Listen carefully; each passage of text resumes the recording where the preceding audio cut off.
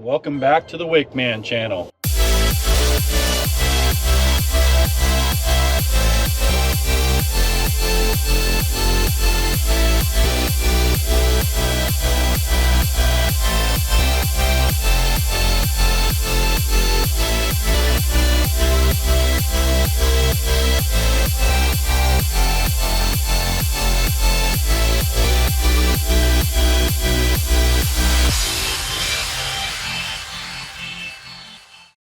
Okay, here I am taking a little drive in my 2024 GMC Sierra Denali EV. So I've now had this truck for over a year. This is December of 2025. I bought it in September of 2024. So, and I'm not quite at 10,000 miles. I'm not sure if you can see there, but it says 9,900 miles. Because I'm just about to hit 10,000 miles, I figured this is perfect time to do a review.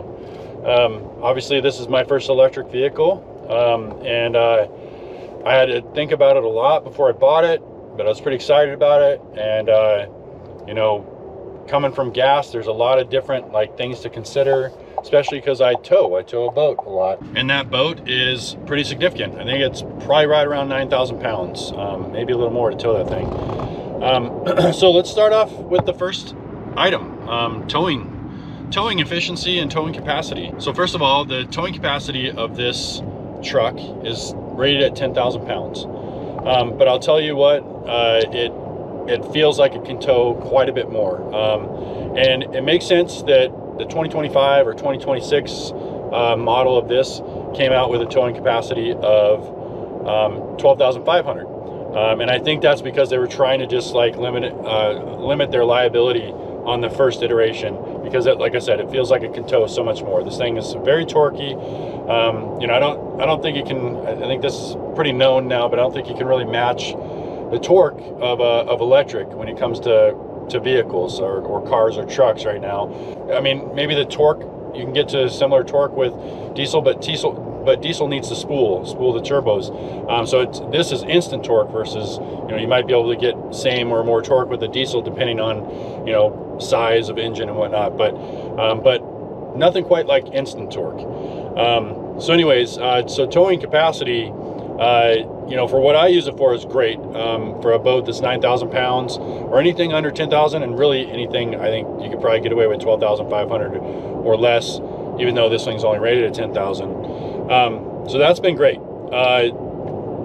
The one thing I'll mention with towing, I did have to get a little bit of an extended stinger for the tow hitch in the back, because the bumper on this thing kind of comes out a little ways away from the receiver. So that's something to take into consideration, but pretty easy to find. There's all kinds of variations of different hitches that you can put into the receiver on this thing, or any receiver in general. So that was pretty easy, but just something to note. So towing efficiency, I've already had a few videos on this, so I would say for efficiency outside of towing, I'd say to refer back to my first few videos on this truck, because I did a drive that was probably 375 miles, and this thing's supposed to get a range of 460 miles, but that was it was in 30 degrees, so I kind of gave the cold weather rating, and it definitely affects the efficiency, mostly because you have to heat the inside of the cab, and it's working off of electric. So and so if you want details on that, you'd have to go back to my other videos. But as far as towing efficiency, I did tow in my first video with this thing. I did some towing, but it was just in town. I did get on a highway, but it only went 50 to 60 miles per hour, and I didn't go very far. But it does give you an instant sort of rating on how far you're going to be able to go once once it gets a little bit of information of how much energy it's using. And what I found out from that little bit of towing was I pretty well expected it to use about 55, or to get down to, or it would bring the efficiency down to 55 to 50% of what it normally would do without towing. So while you're towing, it'd be about around 55% of your normal range. So if you do quick math on that, It takes 460 miles down to, you know, roughly 240, 250 miles, something like that. So I had an idea. Then it came to the summer, got my boat and towed it down to the shop, which the shop is only 100 miles. So you know, I'm kind of expecting, okay, it's going to take about half of my range, but just wasn't sure because it's uphill on the way there, downhill on the way back. So I knew that would affect it a bit. And when you're towing, you know, you're just not sure. But one of the things that's great about electric is every time you're braking, you're gaining some energy back, which you don't get with gas. So that's something new to get used to. But regardless, you know, when you're a new electric vehicle owner, you're going to have some range anxiety, is what they call it. And I definitely did. You know, I've gotten way more used to it now, and I'm pretty damn comfortable with it. But that first tow down to the shop, 100 miles, I was just like, oh, I'm not sure how this is going to go. And I actually ended up starting out with, I think it was like 92% of my battery. I wanted to try to do it with 100, but I had to go pick up my new boat from the dealer and then come home and load it all up. So I wasn't able to start out with 100. So I was a little bit nervous there, but still, I was like, I should still have plenty. So I set out on my journey, and I got halfway through that, and I did a little bit of a, you know, I did a little bit of an update, which I'll play that clip now. So halfway checkpoint, we're almost halfway, not quite. Bridger's the next town. It's only a few more miles, and that's the halfway point. And a couple things to note. First of all, I think I'm good on range on the truck. I'm currently at 71% with 147 miles left, and I think I probably only have like, I don't know, 50 to 60 miles left. So it's going good. I don't think there's a concern there. And from the get-go, I kind of knew I had more than enough to get to the shop, and that's all I really needed for range out of an electric truck if I was going to get one. So good news there. So you can see from when I was driving and what I said that it looked like it was working out good. I think I got to the shop with something like 45% of my battery or something like that. So it ended up being about half going uphill on the way to the shop. So it was about perfect. So the efficiency is pretty much exactly what I expected it to be. So I was very happy with that. Works great for my use because the most I'm going to do towing is down to level, which is only an hour away from here. And then I can charge up and then come back. And it even seems like if I really wanted to, I could probably go down and back in one charge. Outside of that, normally when I'm towing, I'm only going about 15 minutes to the lake, 15 minutes back. I did that all summer long. You know, I don't need much of a charge to be able to do that. So I don't even need to do full charges. And the really nice thing about that is with an electric vehicle, you really only want to be charging to 80% as much as you can, and only going to 100% when you have to, because going to 100% overworks the battery, and it just decreases the life of your battery. And there's science that goes into that.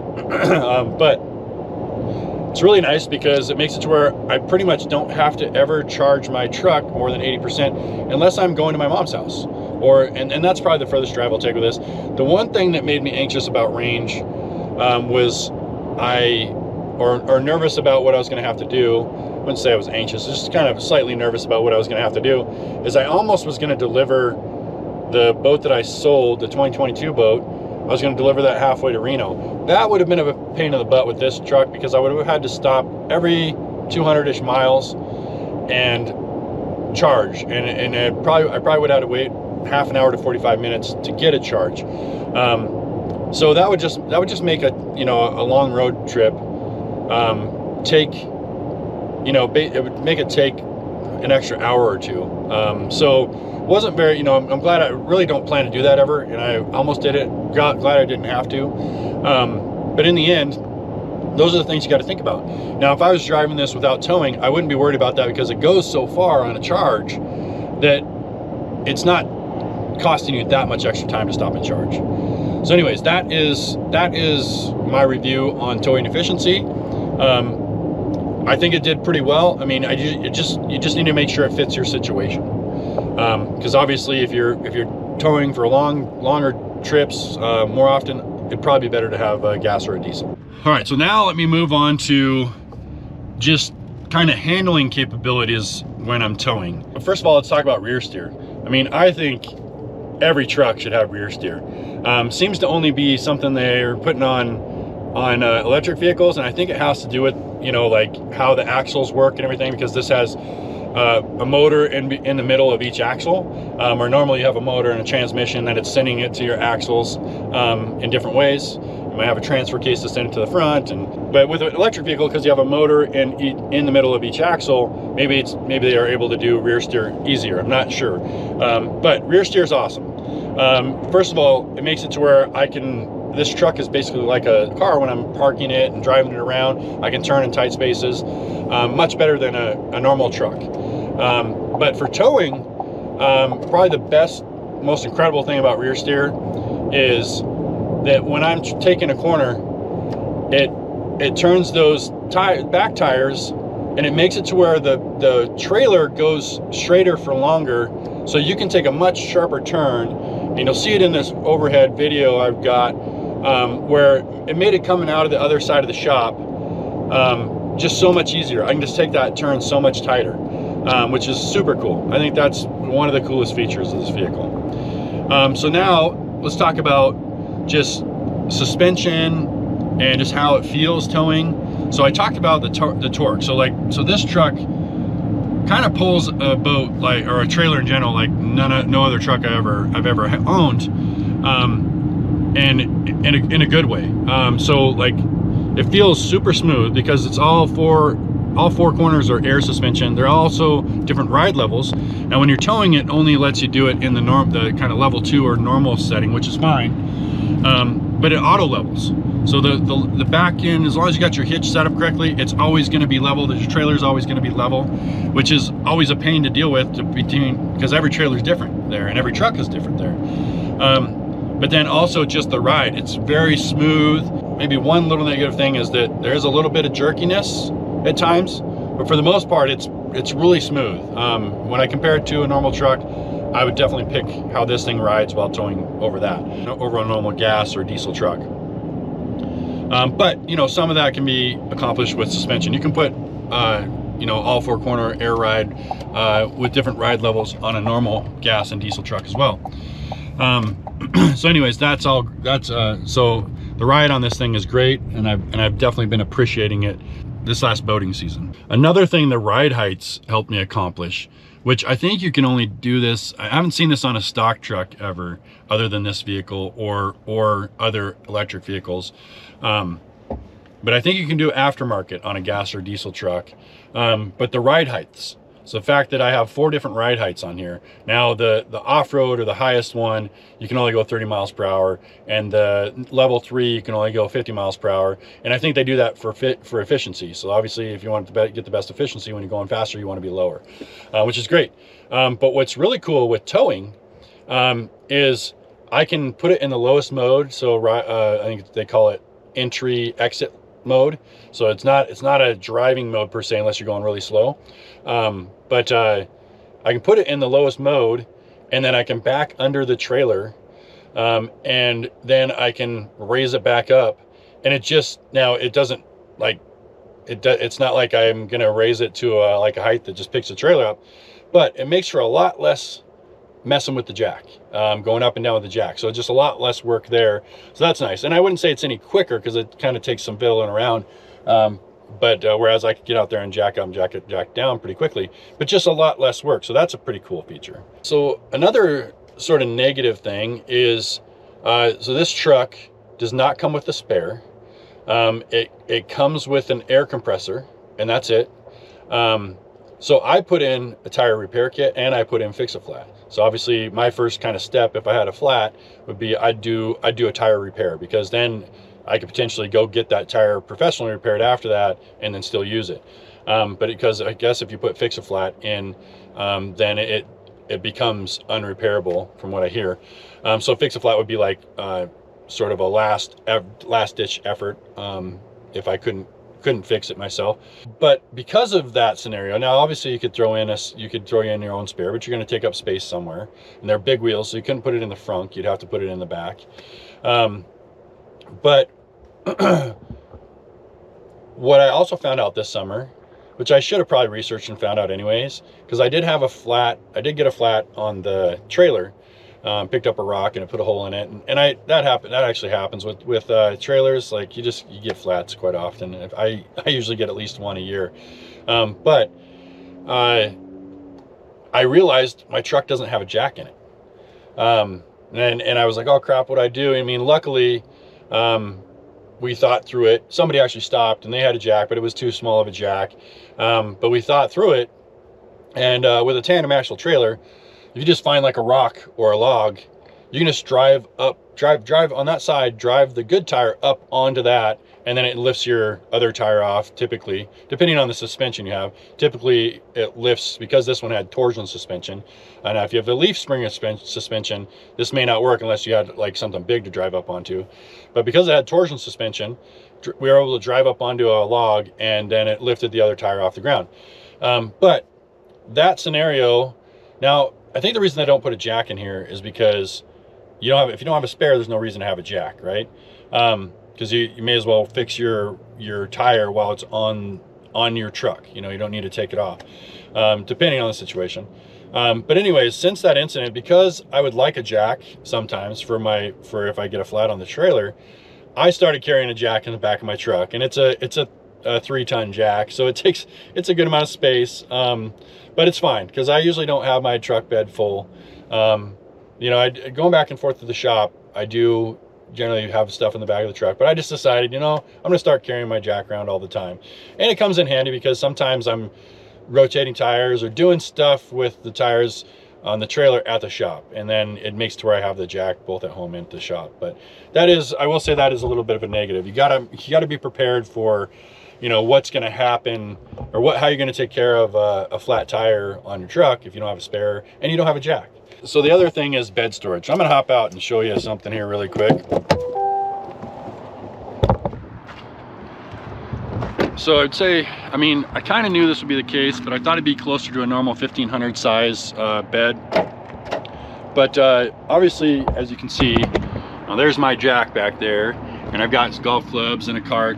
And I'm not filling it up by any means, but you do have to be prepared for a smaller bed, and it's not as wide. And I do have a clip here I'll show you where I have my fuel transfer tank in the back of the truck. I was hoping, before I actually received this truck, and I think I talked about this in the other videos, but I was hoping that I would be able to fit my fit my fuel transfer tank in the truck nicely, like just side to side, the way it's meant to be. But unfortunately, I found out pretty quickly after getting the truck, like, oh, it's not going to fit, at least not the way I wanted it to, right? But you can see in the clip that I did find a way to put the fuel transfer tank in there. It's just not ideal, not optimal for putting other stuff in the bed, because it kind of takes up a weird amount of space in the bed. And you can kind of see what I've done. Now, it still worked. I was still able to fit enough stuff in the bed this summer. And you can actually see that because of my tonneau cover only folds up, it doesn't fold up the last spot. It made sense to do it the way I did, so that way the fuel fill neck is out underneath, out away from that last sort of leaf on my tonneau cover. And it also made it to where when I'm draining the tank, like it's in a good spot for that. It makes it to where if I park on a hill, it doesn't come out of it doesn't like overflow, which I've had that problem many times in different situations. Even when I have it in there the way I want it, if you're on a pretty good incline, it'll come out, the fuel will start coming out of the neck. But the way I had it positioned, it wasn't. But ideally, for bed space, I would have it up further. So that's a slight negative. I was able to figure it out. But again, that's another thing that the adjustable ride heights worked with, because I gravity transfer fuel from that tank into another tank at the shop. And I was able to just, put the ride height as high as it goes, and then it makes it drain easier or quicker. So, a negative and a positive there. So another thing that I think is a pretty cool positive about this truck, I never really ended up having a scenario where I needed to use this, but if you do a lot of camping with a camper, a towable camper, this thing's basically a massive generator. You could plug even if it had AC, something that took like a higher amount of energy to use, you could plug your camper into this thing and go for like 2 to 3 days, depending on how you're using the energy. So I think that's a pretty cool feature of this. Now, you obviously you'd have to be careful, like on your range, like how you're going to get there and back, and really kind of think that through. But the fact that you could use this thing as a generator, I think, is pretty badass. And the fact that it would be a quiet generator. I mean, it would be quieter than the quietest generators, basically, because those, you know, generators generally use some sort of gas or diesel. So it'd be super quiet. You wouldn't even really be making noise. You might hear the fan on the vehicle run. I don't even think it would do that. So anyways, I think that's a cool feature.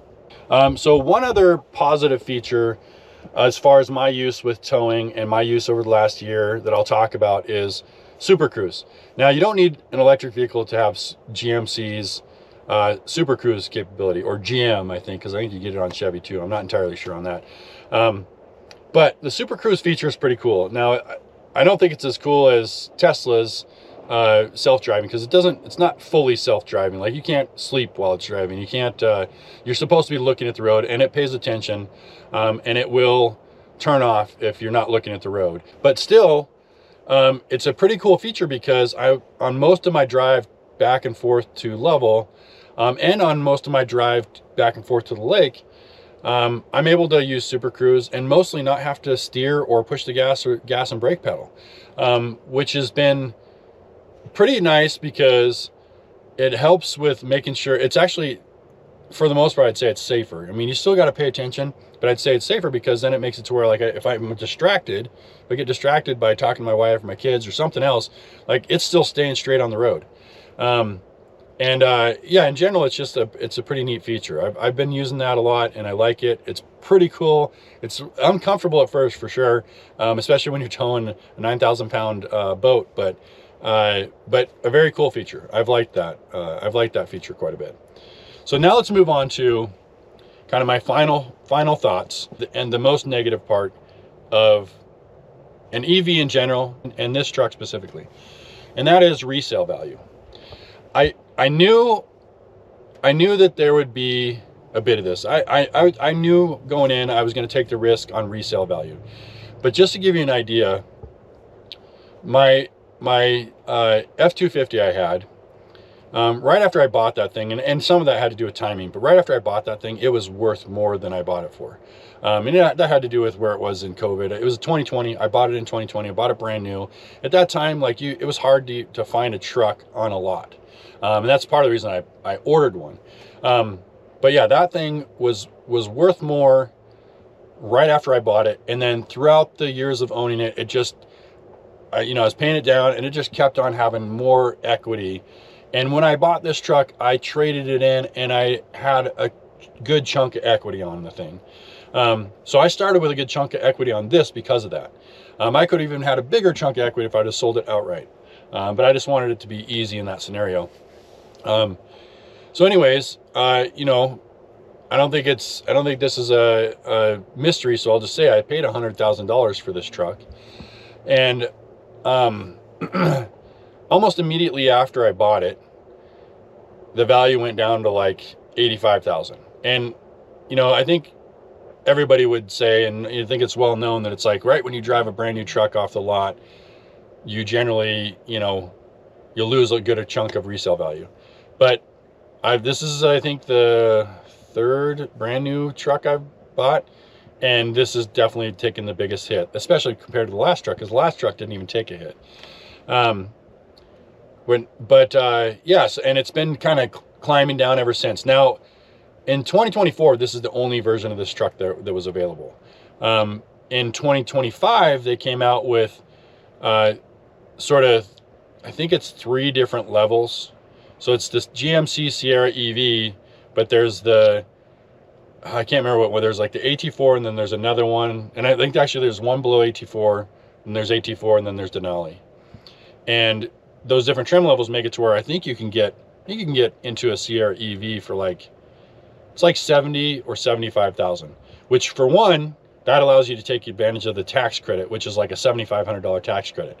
I could not take advantage of the tax credit on this one, because it was over $80,000 at the time. For the year I bought this last year, you had to be $80,000 or less on an electric vehicle to get a $7,500 tax credit. So there's some give and take there. So you'd probably be better off to buy the AT4 or the Summit. The other one's called the Summit. One of those that you hit $80,000 or less. Now I think you could, nowadays you can get one of these, a 2024 Sierra EV Denali, and they call it Edition 1, with low miles on it, for like less than 80. And anyways, so just to give you an idea, like I mean, like I said, I came in with a dang good amount of equity. I've owned this for, it doesn't even have 10,000 miles on it. I've owned it for a little over a year, and I think I owe just under what I might be able to get for it, which is a huge shift and definitely the most negative thing about owning this truck. Again, I kind of knew going in it would be something like that, because EVs in general, like, I think the general rule is you should, and this is a mistake on my part, the general rule is you should lease an EV. And the reason for that is with electric vehicles, the technology is changing so fast that by the time you turn around to resell this, there's going to be one that has a much longer range. Like, let's say 3 to 5 years from now, you want to turn around and sell it. Chances are the same vehicle, brand new, is going to go further and have more tech on it. And so a lot of times people are more prone to like, oh, I would rather pay a little more money and get the brand new one than buy the used one. And so I think that's the biggest reason. And I would also say, I think that's the biggest reason for the hit on the resale value. But I would also say another reason is just people's apprehension to get an electric vehicle, because it's a new thing. And a lot of people love gas and diesel and those types of forms of fuel. So it's, I think it's taken a while to catch on for everybody. And maybe things will go in a different direction, who knows? But I think those are the factors affecting the resale value.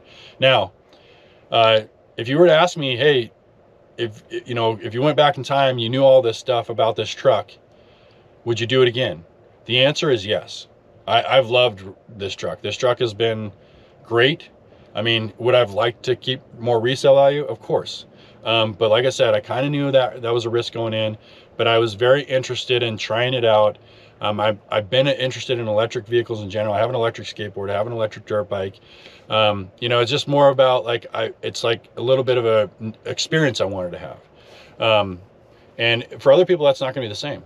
For other people, there's going to be people that are just like, yeah, I don't care about the experience. I'm more worried about making a smart financial decision.